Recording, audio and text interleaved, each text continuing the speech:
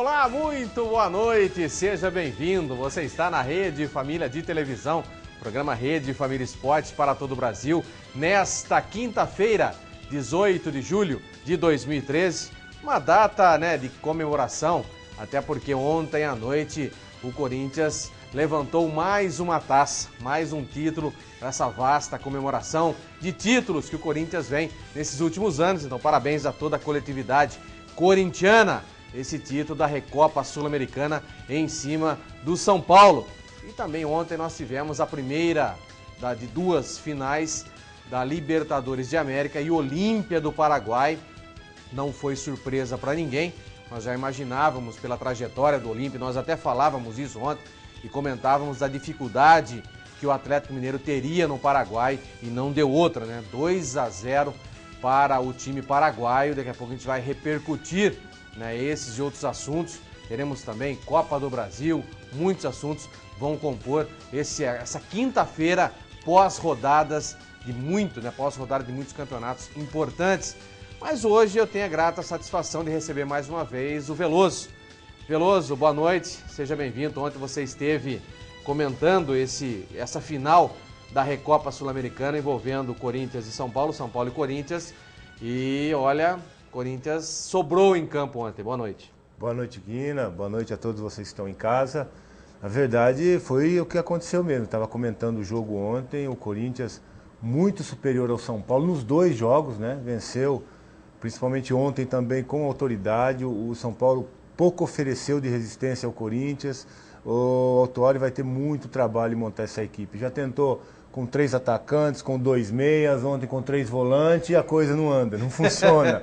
Então, realmente, o Autuori vai ter muito trabalho. São Paulo vai ter aí uma excursão para a Europa, que o Autuori vai ter a oportunidade de conviver mais com esses jogadores, conhecer melhor esses jogadores. Eu acho que tentar definir um esquema tático, mas eu acho que o que está evidente é que o São Paulo precisa de reforço. Né, verdade. O grupo do São Paulo não está respondendo, ele faz algumas mudanças táticas, mas não responde. Alguns jogadores muito abaixo do que se espera deles, né? Então, acho que o São Paulo vai ter que ir no mercado, vai ter que buscar reforço para a sua equipe. A gente vai comentar isso, um pouquinho depois, taticamente, como é que foi essa partida. Vou pedir para que o Vinícius dê um close, saia um pouco desse close que estava no Veloso. O Veloso ficou um pouquinho incomodado, mas sem problema, né? É uma comemoração, Justa. Uma alegria justa ao pessoal, ao povo claro. corintiano.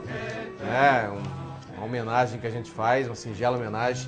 Eu vou pedir para que o nosso cinegrafista, vovô Gepeto, o Sidney Boro, entra aqui conosco também para mim comemorar.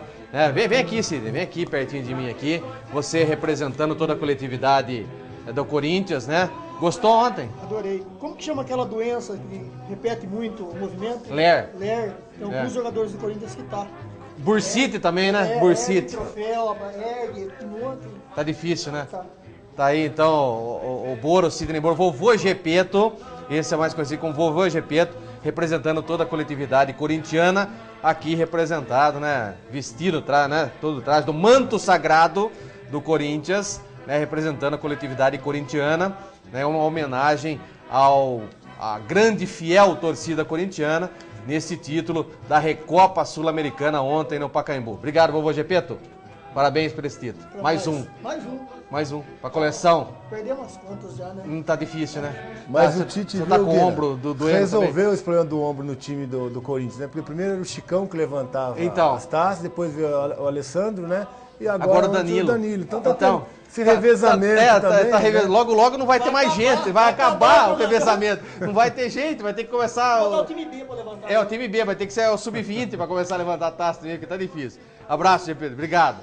Tá então, uma pequena homenagem. Isso é interessante e é gostoso, essas brincadeiras, essa homenagem que a gente faz. E se fosse o São Paulo, nós estaríamos fazendo também, representado aqui pelos São Paulinos que nós temos aqui, pelos santistas e assim por diante. Porque o que mais vale hoje no futebol e em tudo que a gente faz na vida são essas situações, né, Veloso? Isso é importante, são essas brincadeiras saudáveis que a gente faz. Não é as tirações e sarros que a gente faz são dentro de uma normalidade, dentro de uma brincadeira saudável. Isso é muito gostoso, a gente faz isso. Não aquelas pessoas imbecis que muitas vezes saem para matar, saem para agredir as pessoas. Isso a gente não concorda e até repudia isso, né? Não, eu acho que isso que faz do futebol o esporte número 1 do nosso país, é a paixão do nosso povo, porque envolve, né? É uma paixão que envolve. E você, muitas vezes, fica mais chateado que você vai aguentar no trabalho... verdade, do que da própria derrota. Do que da própria derrota do time. Isso é verdade, né? isso é então, verdade. isso acontece muito. E é isso que faz essa paixão só crescer, né? E com certeza faz parte do dia a dia do brasileiro, do dia a dia do nosso futebol. E é realmente até saudável, né? Saudável, sem dúvida nenhuma. Você ter nenhuma. essa disputa, essa expectativa, você reunir a família, os amigos para ver o jogo de futebol. Então, isso é, claro, se for usado para o lado bom, é muito saudável. É verdade. Mandar um abraço pro Juarez, né? O São Paulino aqui da emissora. Representa a coletividade São Paulina da emissora. O Zoca também, aqui de baixo da suíte. Estão todos cabeça inchada. Né? No primeiro, o Corinthians fez o gol com o Romarinho. Ontem foram todos dormindo. Não viram nem o restante. Só escutaram depois os rojões e ficaram muito bravos. Aliás, eles estão muito bravos com o time. Aliás, toda a torcida São Paulina está muito brava com o time do São Paulo. A gente vai comentar isso daí, que tem muita coisa para falar desse time. E a repercussão está grande. O próprio Luiz Fabiano hoje deu uma declaração polêmica, está preocupado com o rebaixamento do São Paulo. Olha, um jogador falar isso, se preocupar com o rebaixamento, com o futuro do São Paulo, é porque alguma coisa está acontecendo lá dentro, não vai ser fácil não. Nós vamos falar agora de Libertadores de América. Mais de 33 mil pessoas lotaram o estádio Defensores del Chaco, em Assunção, no Paraguai, para empurrar o Olímpia, com presença de 7 finais e 3 títulos da Libertadores de América. O alvinegro paraguaio largou na frente na noite de ontem contra o Atlético. 2-0. Veja o que de melhor aconteceu nessa partida. Os atleticanos tomaram as ruas da capital mineira, confiança que o Galo fizesse bonito na primeira partida da final da Libertadores. Este motorista levou o ídolo para dar uma voltinha. E tinha até cachorro na torcida. Um batalhão fechou a rua e fez festa.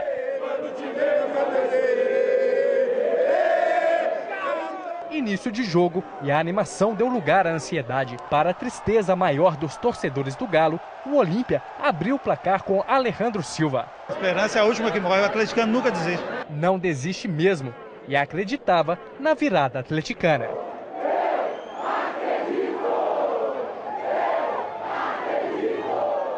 E para complicar ainda mais o jogo de volta, nos acréscimos, Piton marcou mais um para o Olímpia. A noite foi dos paraguaios, mas o Atlético ainda tem chance de colocar a mão no troféu. Para isso, no próximo jogo, precisa fazer 3 gols a mais que o Olímpia. Vai ser Galo, com certeza. 3-0 para nós. Eu ainda acredito. O Galo é o time da virada, o Galo é o time do amor, mano. É o Galo, aqui é Galo. No Mineirão não tem pra ninguém não, velho. Olha, é bonito de ver essa coisa do eu acredito, eu confio e tudo, mas é muito vacilo demais pro time ficar dependendo só do apoio do torcedor. O Galo praticamente não está merecendo, por essa partida que fez ontem, o título da Libertadores, Veloso, porque não jogou praticamente nada. Para um jogador que é tão decisivo igual o Ronaldinho se limitar a 2 passes apenas, é muito pouco para um time que tem ambições tão importantes numa competição tão importante, né, que é a história de 105 anos de um clube tão tradicional igual o Atlético Mineiro. Jogou muito pouco. Na verdade, o Atlético fez uma primeira fase brilhante, nós já comentamos isso, né? Depois eliminou o São Paulo com autoridade também, de lá para cá. Parou, né? O que se viu foi o Atlético se classificando com muita dificuldade em todas as fases, né? Contra o Tijuana também sofreu os 2-0, foi buscar no finalzinho do jogo. Contra o News Old Boys, mais uma vez 2-0, agora contra o Olímpia se repete. Então o Atlético está fora de casa, rendendo muito abaixo do que vinha rendendo. Então, vem sempre classificando no sufoco, nos pênaltis, gol no finalzinho do jogo. E mais uma vez a dificuldade se apresenta, porque o Atlético não está sendo tão efetivo como foi no início da competição, principalmente nos jogos fora de casa. Agora traz para Belo Horizonte de novo a responsabilidade e a obrigação da vitória para comemorar o título, né? E eu acho que não precisava ser dessa forma. Pela maneira como o Atlético vinha jogando, pela equipe que tem, né? Caiu muito o rendimento do Atlético e agora, mais uma vez, passa a chamar o torcedor, né? Depender até do apoio desse torcedor para tentar reverter uma situação que realmente se complicou muito. Mas nós vamos ter, com certeza, você pode acreditar que todos os assentos do Mineirão vão estar ocupados. Sem dúvida nenhuma, lógico. No Independência cabe por volta de 25, 23 mil torcedores. No Mineirão, se forem 80 lugares, 80 mil, né? Os 80 mil serão ocupados. A torcida vai fazer mais uma vez sua parte, empurrar a equipe, mas não precisava ser dessa forma, né? Eu também acho. Eu acho que o Atlético tem até competência para que não seja tão difícil como está sendo essa campanha na Libertadores. Eu só tenho um senão para dizer do Cuca, Veloso. Não sei se você vai concordar comigo. Não era a hora de mexer na zaga. O Hever ficou 2 jogos fora e o companheiro dele também ficou mais 3 ou 4 jogos por contusão. Eu acho que no momento como esse não era a hora de mexer na zaga. A zaga vinha bem. E eu acho que deveria ter mantido a zaga, porque ontem nós vimos falhas defensivas, né, jogadas onde faltou um pouquinho de velocidade, principalmente no sistema defensivo, onde o companheiro de zaga do Hever, não o Hever que vinha até jogando e saiu da equipe por ter sofrido uma situação de saída do time por cartão, né, por suspensão. Agora o companheiro dele acabou complicando. Eu acho que não era a hora de ter... Olha o gol que acabou perdendo o jogador da equipe paraguaia. Não era a hora de ter mexido nessa zaga drasticamente, de trocar os 2 zagueiros da mesma forma. Eu acho que o Gilberto Silva vinha jogando muita bola como zagueiro. Deveria pelo menos ele ter mantido ao lado do Hever. É verdade. Então, as mudanças num momento decisivo como esse, que um detalhe, né, Guina, faz toda a diferença. Você viu o primeiro gol que o Atlético acabou tomando, então, né? O jogador foi carregando para cima da defesa. E cortou para o meio, né? A defesa se abrindo, né, até o chute que acabou resultando no primeiro gol. Então, essas mudanças num momento como esse, quando qualquer detalhe pode fazer toda a diferença, né? E é o que acabou acontecendo, principalmente naquele primeiro gol, né? Que ele encontrou muito espaço. Muito espaço. Ali você não pode deixar. Quando um jogador tem uma diagonal aberta desse jeito, normalmente o lateral ele vai fazer isso mesmo. Quando você dá o lado de campo para o jogador jogar, até é normal isso, porque normalmente você marca essa entrada da diagonal e dá a linha de fundo para o jogador, claro. Você diminui o espaço, e você empurra ele, justamente, você empurra ele quanto mais longe da área e mais na vertical ele for, melhor para a zaga, porque ela se posiciona com muito mais tranquilidade. Agora, você não fez nenhuma coisa nem outra, não empurrou o jogador para a lateral e deixou a diagonal aberta para ele. E ninguém, espaço. Você pode perceber que todo mundo ficou olhando para o jogador, olha lá, ele ficou olhando para o jogador para saber o que ele ia fazer. Agora, um jogador parar no meio de uma marcação como fez ali, ficar olhando, vai para cima, comete a falta, dá um pontapé no cara. O que não podia ter deixado é o jogador chegar. Olha ali, ó. Olha o erro de marcação. Jogador sobrando. Então, olha que absurdo. E o atacante fez bem esse número 10, ele puxou a marcação para ele. E olha o Hever para no meio do caminho na marcação, ele não consegue acompanhar. Quer dizer, não era para mexer drasticamente do jeito que mexeu o Cuca, sinto muito, eu gosto do Cuca, acho um belo treinador, mas eu acho que não era momento de ter mexido drasticamente, principalmente no setor defensivo, onde é um lugar onde quanto menos você puder mexer, melhor. Melhor, sem dúvida. Você tem uma defesa entrosada, já é um grande passo, né, para a equipe não tomar gol. O que é importante num jogo desse é você não tomar gol. Lógico. Está bem protegido ali atrás, você traz a decisão para casa. Por mais que você não faça, o importante também é não tomar. Não tomar, claro. E também olhando agora com mais calma, né, porque ontem eu estava acompanhando o jogo de São Paulo, trabalhando, comentando pela Rádio Estadão. Esse segundo gol aí, apesar de ser muito bem batida, a bola veio sem força. Sem força. E se o Alessandro não está ali, eu acho que o Vitor teria totais condições de chegar nessa bola também. Eu sou contra, e você, lógico, foi um goleiro profissional. E tem muito mais propriedade que para falar que fui eu que fui um goleiro amador, praticamente. Eu jamais quis e jamais deixava qualquer jogador meu ficar do meu lado me impedindo de sair. Eu prefiro tomar um gol, eu errando ou eu indo para a bola e não tendo condições de chegar, do que tendo um companheiro do meu lado me impedindo de exercer aquilo que é do meu dever, que é pular na bola. Está treinado para fazer. Sem dúvida nenhuma. E eu até vou lembrar um lance aqui, eu tomei um gol muito parecido com esse, Marcelinho, do Marcelinho. Marcelinho Carioca, em Ribeirão Preto. Eu estava lá. Também estava lá. Tá, eu estava lá. Contra, né? Estava Você gostou, lá, então? Você gostou? Eu gostei, claro. E na verdade, isso não foi treinado, não foi combinado. Clebão? O Miller. O Miller, verdade. Embaixo da trave. Atacante ainda não deveria estar lá. E o mesmo coisa do Alessandro. E quando eu me posicionei pra falta, eu olhei, eu vi o Miller e falei, sai daí! Sai! Não dá pra ouvir, naquele barulho que tava. Eu falei pra ele sair e voltei o foco na bola, na jogada. E quando o Marcelinho bateu, eu olhei o Miller ainda lá. Aí, quer dizer, ele tira totalmente a sua ação no lance. E foi, com certeza, o que aconteceu também. Eu não sei se foi combinado, porque até o Alessandro não conseguiu nem chegar lá para tentar evitar o gol e acabou ainda atrapalhando o Vitor. Então, aí é que tá, foi o Alexandre que chegou aí. A declaração que ele deu, que isso daí foi um pedido do Cuca. Agora, o Cuca não pode fazer isso. Não foi goleiro. Cuca, o senhor não foi goleiro, Cuca. Olha, não faz isso, Cuca. Olha o gesto, né, do Vitor. Então, não faz isso, Ele Cuca. também não esperava e não pediu e provavelmente não aprovou esse posicionamento. Não. Então isso acabou atrapalhando e comprometendo uma situação. E outra também tem um agravante, Veloso. Mesmo que o cara não bata pro gol, se ele dá um balãozinho por cima, não tem impedimento. Não tem, ele tira completamente o impedimento. Ele tira totalmente o impedimento. Se ele dá um balãozinho para aquele cara que tá ali pertinho dos dois, o cara poderia também ter feito o gol de cabeça.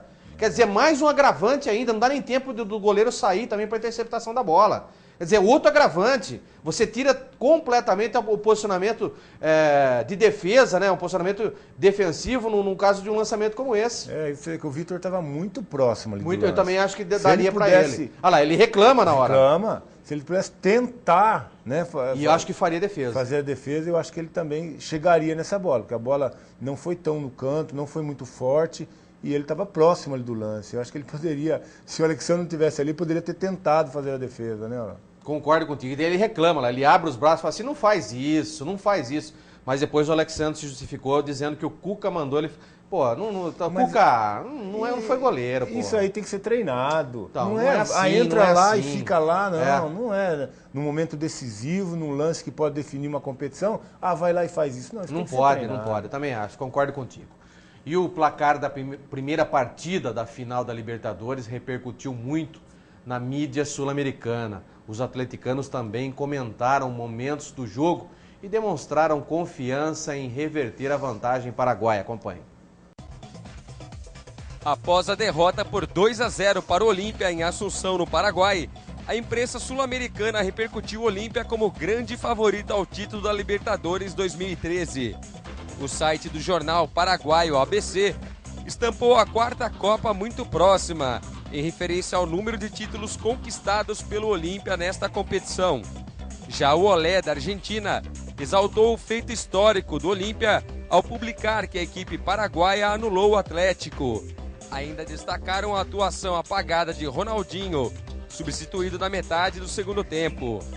Richarlison falou sobre a expulsão no segundo tempo, que complicou ainda mais o Galo Mineiro. Então, da arbitragem a gente não sabe como lidar, né? Meu carrinho na primeira falta de amarelo, na lateral ele me deu amarelo. O Rocha sofreu vários carrinhos na laterais, ele nem sequer marcou falta. Mas já passou, não tem como eu lamentar. É um tipo de arbitragem que a gente não consegue entender. E aí ali no segundo amarelo eu tinha que fazer a falta, eu tinha que matar a jogada e aí manter a tranquilidade, saber que eu fiz o meu melhor e agora é torcer fora de campo com a minha experiência, ajudar os meus companheiros naquilo que eu puder, para que a gente possa sair com a taça lá, que eu tenho certeza que vai acontecer. O irmão do Richarlison, o centroavante Alexandro, tratou de se explicar de uma suposta falha por ficar quase em cima da linha na cobrança de falta que resultou o segundo gol do Olímpia. Olha, é mais um lance que a gente sabia que o batedor batia bem, uma bola próxima do nosso gol, né? A gente tentou botar a nossa barreira mais alta possível. O Vitor se preocupar com o canto dele, né? Que a gente tinha visto ele também bater no canto dele. E ali foi uma ordem do Cuca, pra mim, no momento eu escutei o Cuca pedindo para o Vitor cuidar do canto dele e eu ir na bola, né? E até perguntei na hora e aconteceu um lance finalzinho do jogo, mas acabou eu deixando pro Vitor, o Vitor deixando para mim.